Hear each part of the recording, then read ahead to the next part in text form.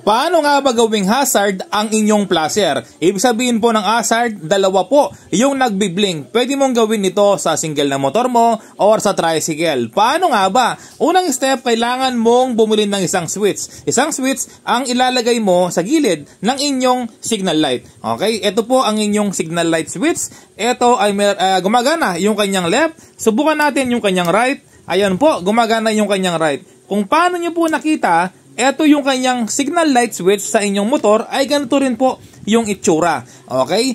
Paano malalaman yung common ng signal light? Meron po kasing common yan, di ba? Meron 3 wire.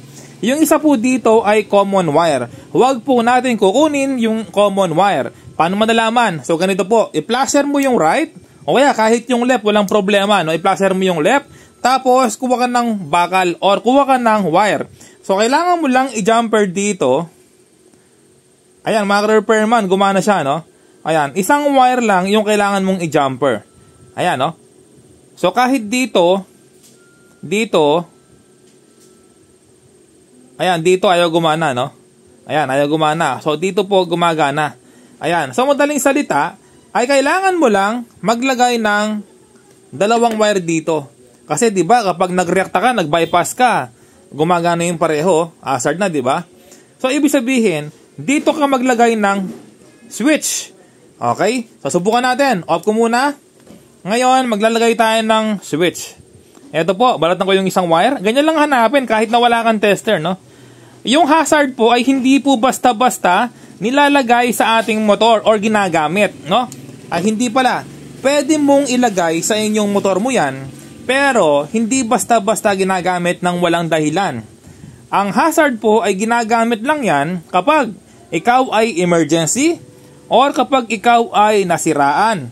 Okay, kapag madilim sa lugar, nakapark ka, ay kailangan mong gumamit ng hazard, no? Kasi nga, kapag madilim sa lugar, hindi ka nakikita, kailangan mong mag-hazard.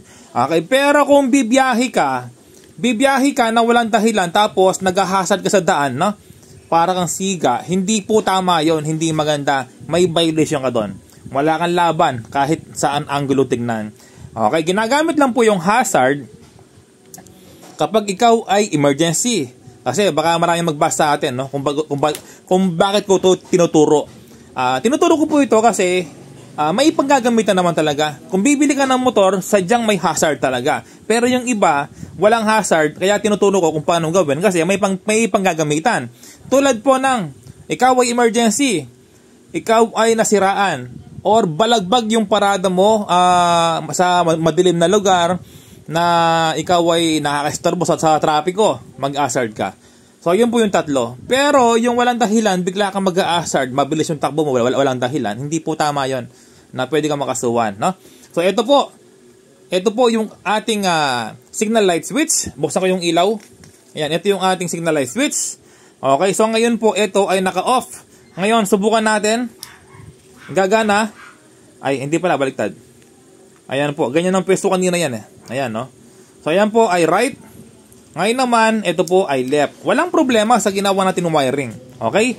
So, ngayon po, ang gagana lang po ang ating signal light kapag ganito. I-on mo to.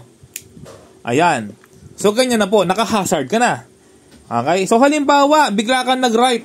Kasi naka-left po yan, di ba? Halimbawa, bigla kang nag-right. Safe po yan, hindi mo siya short. Pero, hindi lang siya gagana.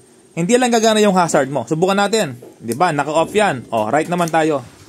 Ay, hindi. Gagana pa rin siya kahit right-left. Ayan, no? Gagana pa rin yung hazard kahit right ka at left. Off natin. Left. Ayan. Off natin. Right. Gagana pa rin siya. Okay, paano alisin yung hazard? I-off mo lang ito, yung switch. Ayan. So, mag-right ka na. Tapos, sa left, ayan, mag-left ka na. O, diba? Ganyan lang kadali ang ginawa po natin.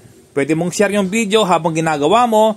At least meron kang guide, hindi mo makalimutan kung paano ginawa yung ating hazard signal.